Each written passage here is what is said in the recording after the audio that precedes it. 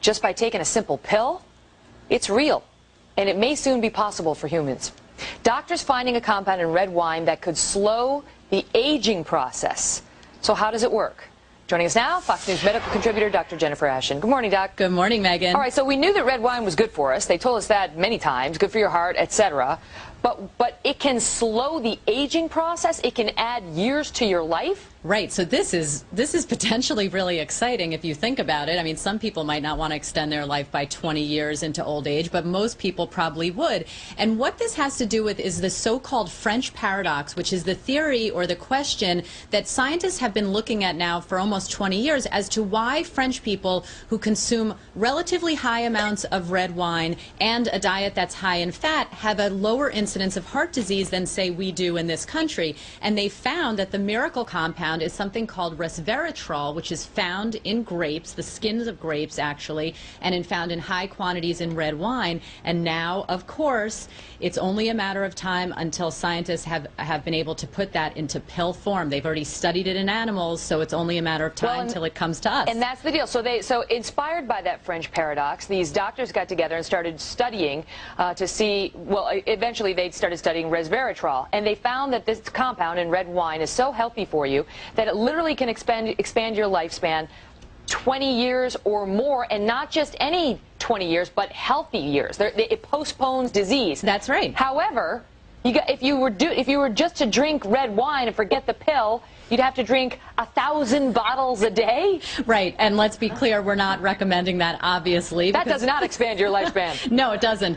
But of course, they're going to put it in much more concentrated form when they are able to put it in a pill for human consumption.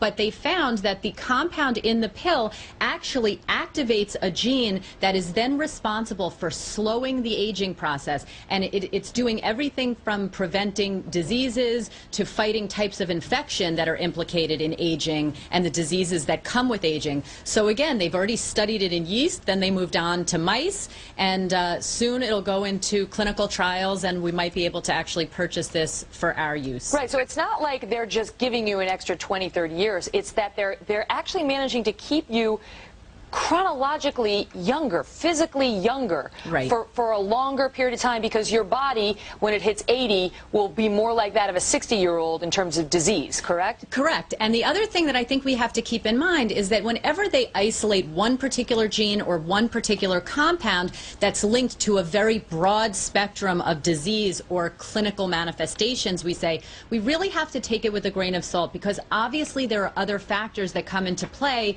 like our genetic or family history, that are incredibly important when you talk about how we are all going to age. So this is one piece of the puzzle. It's still a long ways off, but you better believe the pharmaceutical companies are looking at how soon they can get it into pill form. This would be huge. This really would be fountain of youth in a pill, wouldn't it?